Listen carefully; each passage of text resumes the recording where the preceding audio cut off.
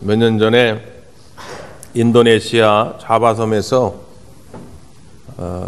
한참 사람들에게 인기를 끌었던 것이 있는데, 뭐냐면 천국행 티켓입니다. 천국행 티켓을 사면 천국을 갈 수 있다는 거죠. 가격이 얼마냐면 40센트, 우리 돈으로 한 400원이면 됩니다. 이 티켓을 사가지고 죽은 사람 그 시체 위에다 올려놓고 장례를 지내면은 이 사람이 영원히 천국을 간다는 거죠. 그러니까 뭐 값도 싸겠다, 안 살 사람 누가 있겠어요? 근데 누군가가 문제를 제기해가지고 이 사람을 사기 혐의로 고소합니다. 경찰이 잡아가요. 근데 어떻게 됐을까요? 무혐의로 풀려납니다. 풀려난 이유가 있어요. 경찰은 말하기를 이 사람의 행위가 사기인지 아닌지 확인할 수가 없다는 거죠. 이 사람이 천국의 티켓을 그렇게 파는데 진짜 그 사람이 천국 갔는지 안 갔는지는 어떻게 봐야 알아요? 그 사람을 거길 따라가 봐야 하는데 누가 천국을 갔다가 와본 사람이 없는 거죠. 그러니까 확인할 길이 없다는 거예요. 여러분, 그럴까요? 천국에 티켓 사면 천국 갈 수 있습니까? 그거 시체에다가 얹어놓으면 천국 가지나요? 아닌 건 우리가 어떻게 알죠? 그걸 어떻게 알죠? 그걸 어떻게 알죠? 그렇죠. 그렇죠. 그걸 알게 된 이유가 있죠. 옛날에 이탈리아의 탐험가가 마르코 폴로라고 하는 사람이 중국에 와가지고 한 17년 동안 살다가 본국으로 돌아가서 그 이제 중국에서 겪었던 특별히 이 동양 문화, 동방의 문화에 관해서 책을 내죠. 그게 동방 견문록이라고, 동방에서 보고 들은 것들을 써가지고 글로 남기게 되는데 사람들이 그걸 보고 충격을 받은 거예요. 그때만 해도 그런 나라들이 있는지, 뭐 옛날에 100여 년 전만 해도 서양 선교사들이 한국이란 나라가 이 동쪽에 있는지도 몰랐으니까 말이죠. 근데 거기 책에 쓰여진 걸 보니까 너무 신기한 일들이 많은 거예요. 그래가지고 그 마르코 폴로가 이제 거의 죽을 때쯤 되었을 때 친구들이 와서 얘기합니다. 야, 네 이야기는 다 거짓말 같다. 그러니까 이제라 너 죽기 전에 진실을 고백하고 죽어라. 너 거짓말인 거 아니까 지금까지 다 그렇게 장난으로 썼다고 얘기해라. 그러니까 마르코 폴로가 말하기를 아니다. 내가 쓴 것은 오히려 내가 진짜 보고 경험한 것의 절반도 안 된다. 진짜 그런 나라, 그런 민족들이 있으며 그런 문화가 있다. 너희들도 봐야 된다. 그렇게 주장했다는 거예요. 지금이야 이제 뭐 매스미디어가 발달하니까 땅끝의 문화, 땅끝의 이야기들 우리가 다 알지만 옛날에는 몰랐던 거죠. 마찬가지로 성경은 천국 견문록입니다. 우리가 천국을 갔다 오지 않았는데 어떻게 알겠어요? 근데 성경은 우리에게 그 천국의 모습을 보여주는 것입니다. 그리고 그 천국에 어떻게 가는지를 우리에게 알려주는 거예요. 그러니까 이 성경에 뭐라고 나와 있냐면 천국 가는 티켓은 40센트 주고 사는 게 아니라 우리 아까 권사님 고백처럼 어떨 때 얻어진다고요? 예수를 구주로 믿을 때, 예수님을 구주로 영접할 때 우리가 천국의 티켓을 얻게 되는 줄 믿습니다.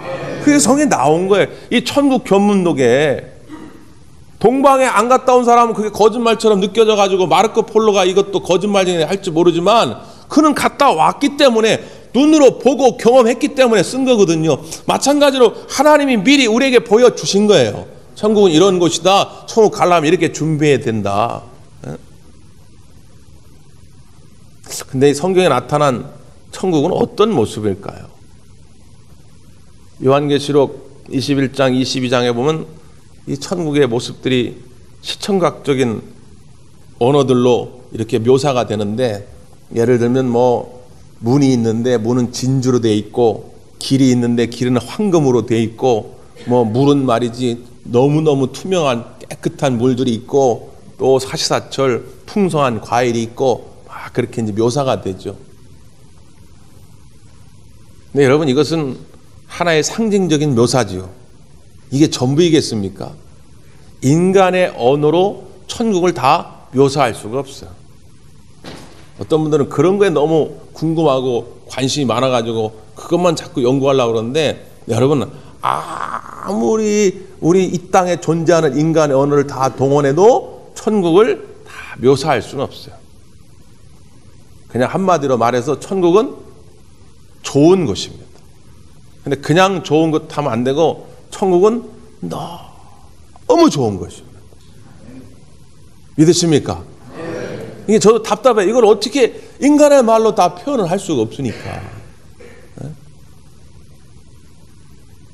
그럼 왜 너무 좋은 것일까요? 천국이 너무 좋은 이유가 뭘까요? 오늘 그 이야기를 드리려고 오늘 본문을 택했습니다. 오늘은 교회력으로 변화주일인데, 변화주일은 예수님이 변화산에서 그 용모가 변화한 그때를 기념하는 절기예요. 이때가 왜 중요하냐면, 예수님이 공생애를 사시면서 이런저런 이제 말씀도 하시고 행함도 하셨는데, 이것이 아주 전환점, 터닝 포인트가 돼가지고 십자가의 길로 들어서는 그 계기점이 뭐냐면 이 변화산입니다. 그래서 이 변화산이 교회 절기에서는 굉장히 중요해요. 이 변화산의 사건이 일어난 이유가 있습니다. 그 이야기를 조금 들어보셔야 돼요. 예수님이 이제 제자들을 데리고 막 이런 말씀 또 저런 이적들 다 했는데, 이제 뭔가 제자들에게 이 예수님이 오신 진짜 목적을 좀 밝힐 때가 됐다, 이런 생각이 드신 거죠. 그런데 지금 제자들의 영적 상태가 어떤지 잘 모르니까 일단 십자가의 복음을 아주 직접적으로 말씀하시기 전에 일단 제자들의 그 영적 상태를 보시기 위해서 이런 질문을 던져요. 야, 사람들이 나를 누구라 하더냐? 사람들은 예수님을 세례 요한이라 하기도 하고요, 엘리야라 하기도 하고요, 에레미야라 하기도 하고요, 모세라 하기도 하고요. 그러니까 그 당시에 이스라엘 사람들이 존경하는 사람들은 다 나온 거죠. 이스라엘 사람들은 그런 사고들이 있었거든요. 옛날에 그런 위대한 선자들이 다시 살아날 거라고 하는 그런 생각들을 가지고 다시 살아나온 거 아니냐, 막 그런 얘기를 한 거죠. 근데 예수님께서, 야, 그러면 너희는 나를 누구라 하냐? 너희는. 그래서 베드로가 주는 그리스도시요 살아계신 하나님의 아들이시니 아니다, 이렇게 고백하죠. 예수님 너무 기뻤어요. 야, 시몬아, 이를 알게 한 것은 네 혈육이 아니라 하나님이시라. 하늘에서 알게 했다. 그만큼 베드로의 고백이 위대한 것이죠. 그래서 그 고백 위에 예수님이 교회를 세우겠다라고 약속까지 합니다. 그 예수님 생각하시기를, 야, 이 정도의 고백적 신앙이면 이제 내가 드디어 십자가의 본질을 얘기해도 되겠다. 그래서 예수님이 십자가를 지시고 고난 당하실 것과 죽으신 지 3일 만에 부활하실 것에 대해서 예고를 합니다.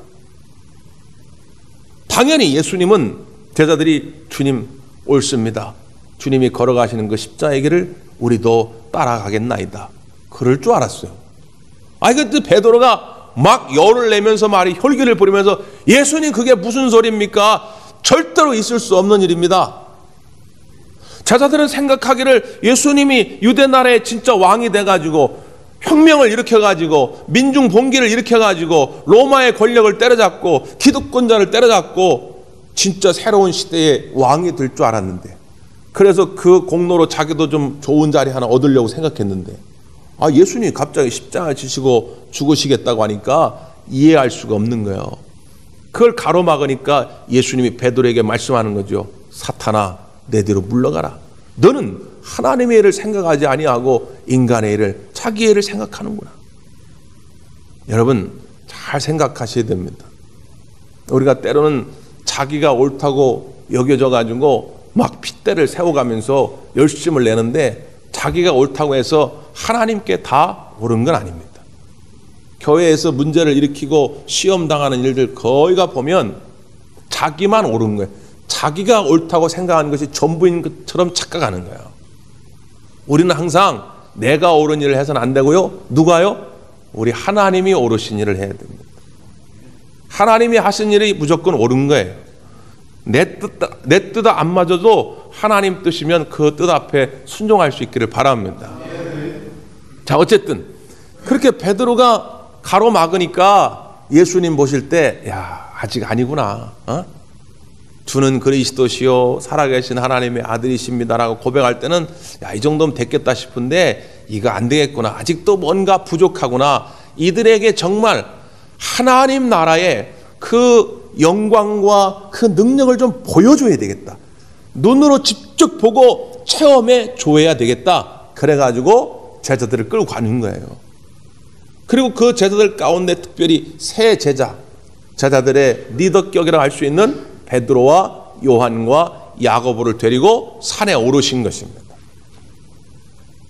제자들은 너무 피곤해요. 예수님 따라서 산에 오르냐고 피곤해서 꿈뻑꿈뻑 졸고 있는데 예수님은 그때 기도하고 계신 것이죠. 예수님이 기도하시다가 놀라운 변화들이 나타나는데 얼굴에 광채가 나타나기 시작하고 그 입고 있던 옷이 하얗게 변화되어져 가는 것입니다. 졸고 있던 제자들이 깜짝 놀란 거예요. 너무 그 빛이 강렬했기 때문에 졸고 있던 제자들이 이렇게 보니까, 글쎄 예수님만 혼자 계신 것이 아니라 예수님 곁에 모세도 계시고 엘리야도 계신 거죠. 모세와 엘리야는 이미 수천 년 전에 죽은 사람들인데 그 모세와 엘리야가 같이 나타나가지고 예수님하고 말씀하고 있는 거예요. 이단들은 가끔 이 대목에서 이상하게 자기들 주장을 펴요. 예? 이 모세와 엘리야, 죽었던 사람이 살아왔다. 그래가지고 뭐 환생의 이야기도 하고. 여러분, 기독교는 전생이나 환생을 말하지 않습니다.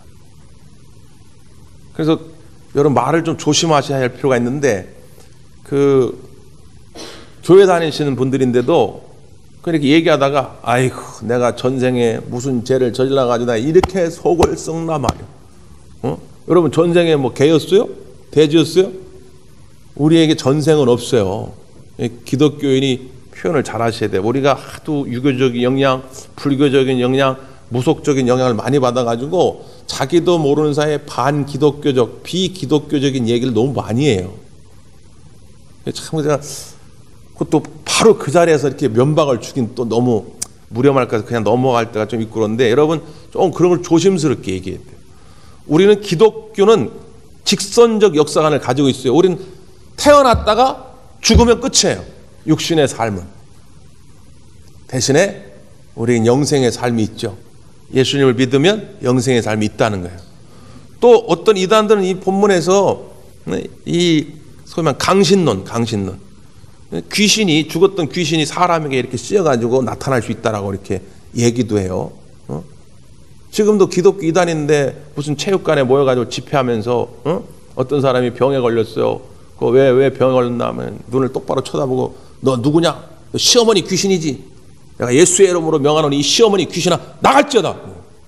왜 막 그런다고. 아니, 시어머니들이 이 땅에서도 피곤했는데, 죽고 나서도 피곤한데 그 며느리한테 씌어가지고 뭘 하겠어요, 시어머니들이. 왜 해피르면 또 괴롭히면 다 시어머니 귀신이라고 그러는 거예요. 시어머니하고 며느리하고 친한 집도 많다고요. 절대로 죽은 사람이 귀신이 되어가지고 산 사람에게 씌워지지 않습니다. 그건 굉장히 반기독교적, 비성경적인 얘기예요. 이 장면은 하나의 상징성을 가지고 있어요. 자, 모세는 뭘 상징할까요? 율법을 상징합니다. 엘리야는요? 선지서를 상징해요. 그러니까 옛날에 모세와 엘리야는 율법과 선지서를 상징하는 거예요. 그러면 율법과 선지서라고 하는 건 뭘 상징하는 거예요? 성경을 말하는 거죠. 그러니까 예수님 당시에는 신약 성경은 없으니까 예수님 당시에는 구약 성경만 있는데, 그 구약 성경을 말할 때 이스라엘 백성들은 뭐라고 표현하냐면 모세오경, 율법과 선지서라고 말해요. 그러니까 예수님이 모세와 엘리야와 지금 대화를 나누신다고 하는 것은 예수님이 뭘 듣고 계신 거예요? 하나님의 음성, 하나님의 말씀을 듣고 계신 거예요.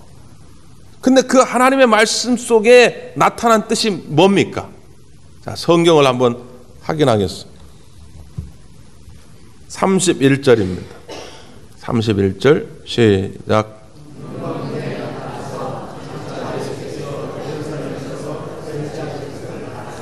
아멘. 결국 모세와 엘리야와 더불어 예수님이 하신 말씀의 주제는 뭐라는 거예요? 예수님이 별세하실 것, 예수님이 십자가 지시고 죽으실 것에 대해서 말씀하셨다는 거예요. 즉 다시 말하면 하나님의 뜻은 어디에 있다는 거예요? 예수님이 십자가를 지시해야 한다는 거예요. 그게 하나님 말씀 속에 있다는 거예요. 지금 제자들 입장에서는 하나님이 그렇게 말씀하실 때에 순종할 것밖에 없는 거죠. 내 뜻, 내 의지는 예수님이 왕이 돼가지고 말이지 한 자리 하시고 나도 좀 그것 때문에 권력을 좀 누렸으면 좋겠는데 그건 니네 생각이고 지금 하나님의 음성, 하나님 말씀은 뭐라고요? 예수님이 별세하는 것이다. 그러니까 이제 모세와 엘리야는 할 일을 다 했죠.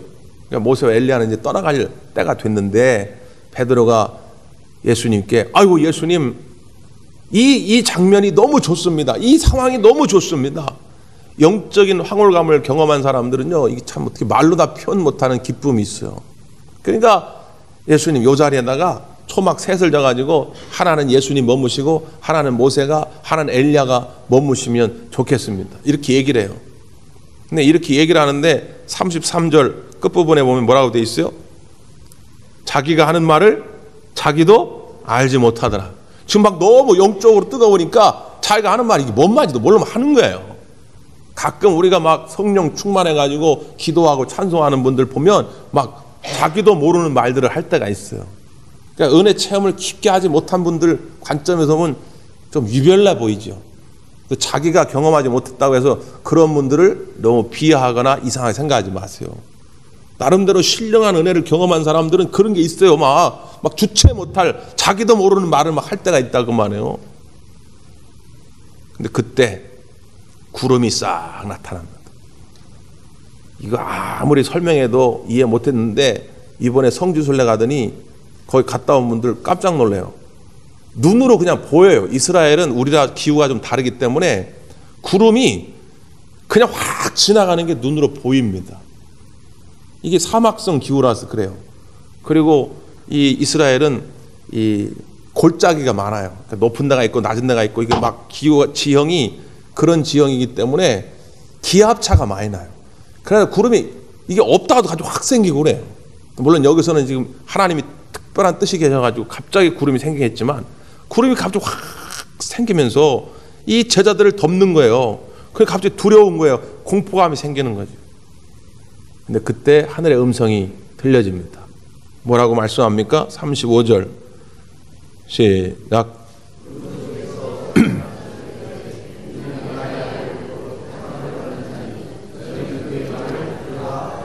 아멘. 이는 내 아들이고 나의 택한 자니 그의 말을 들으라는 거예요. 그의 말, 지금 예수님은 나의 아들, 하나님의 아들이고 택함 받은 자라는 표현은 관용구적인 표현인데 당시 메시아에 해당되는 말이에요. 하나님이 지금 예수님이 진짜 메시아다 그 말이죠. 그러니까 그의 말을 따르라는 거예요. 그럼 그의 말, 예수님이 지금 하신 말씀이 뭐라고요? 십자가를 지시고 죽으시겠다는 거예요. 그걸 따르라는 거예요. 그 십자가의 길이 하나님이 원래의 계획이라는 거죠. 그 음성을 듣게 되니까 구름이 싹 거칩니다. 그리고 어떤 장면이 펼쳐지냐면요, 36절이에요. 36절 다 같이 시작.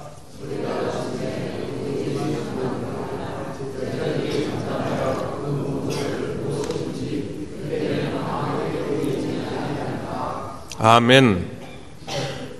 이제는 구름이 싹 거치니까 모세도 없고 엘리야도 없고 그리고 오직 누구만요?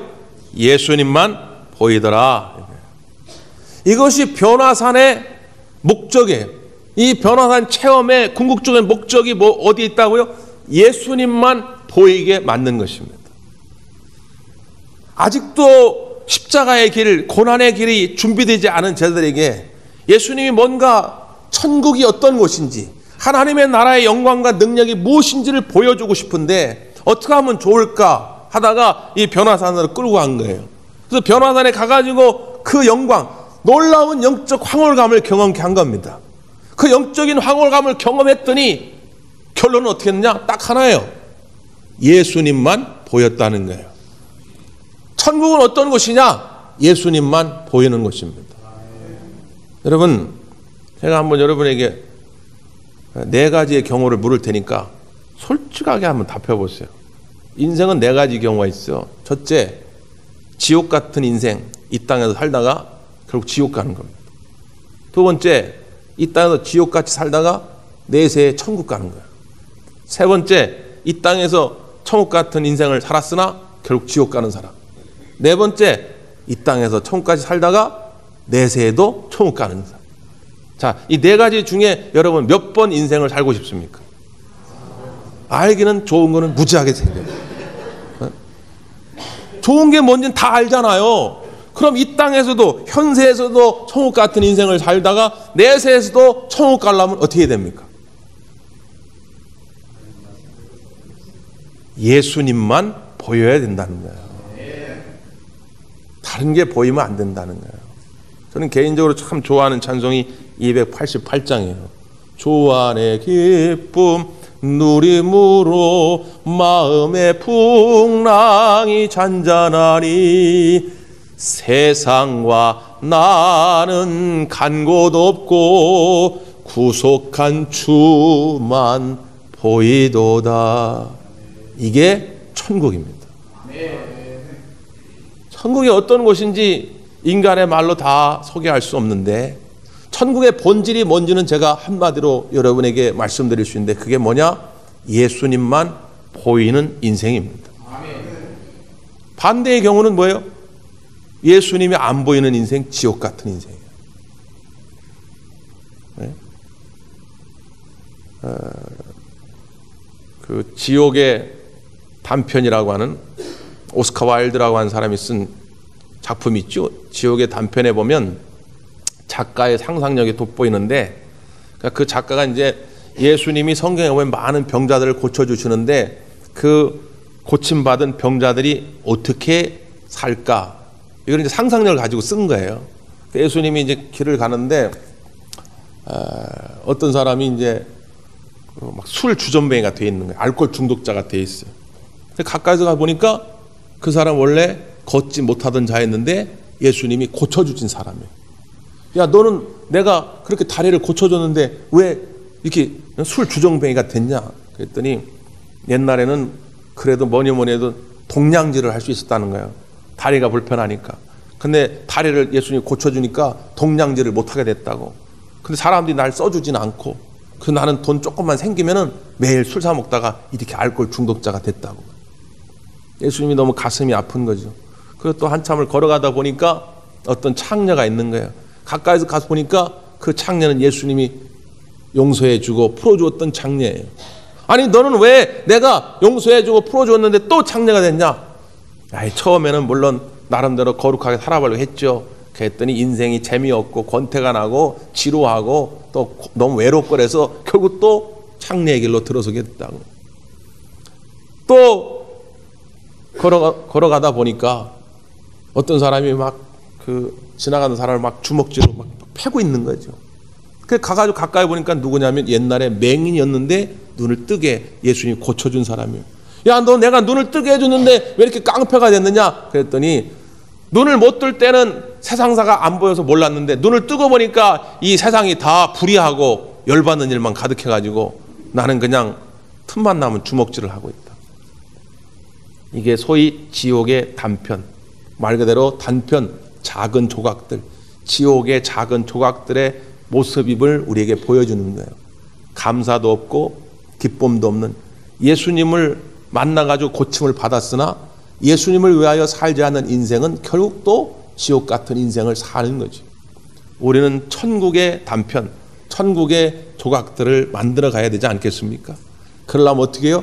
예수님과 함께하는 삶을 사는 것입니다.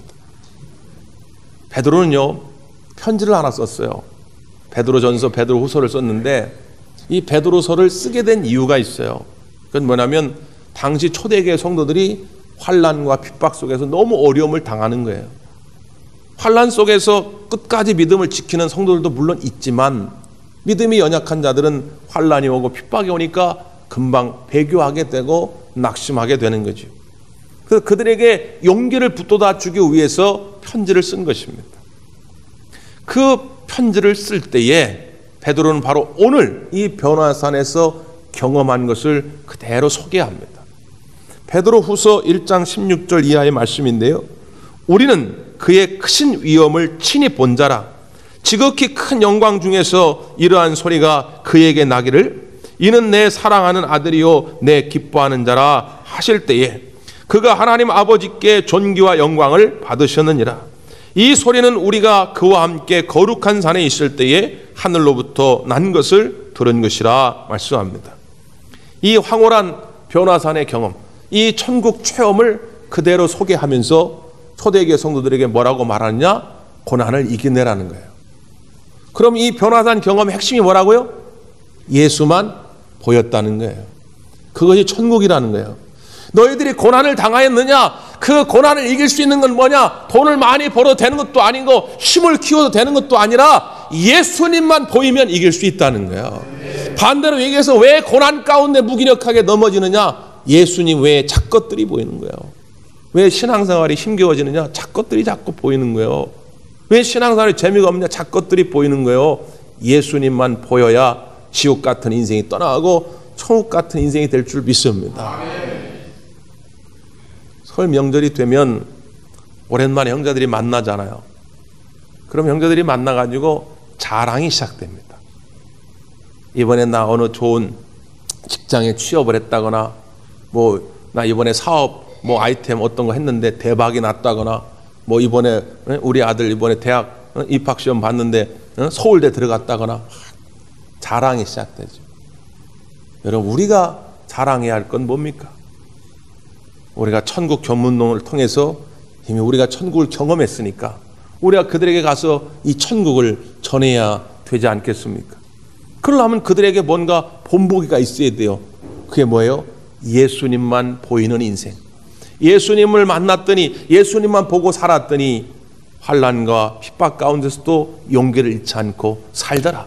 예수님만 바라보고 살았더니 마음의 풍랑이 잔잔해지고 온전한 기쁨을 누리게 되었더라. 아멘. 이런 삶을 그들 가운데 보여줄 때 그들이 천국을 만나게 되는 것이죠.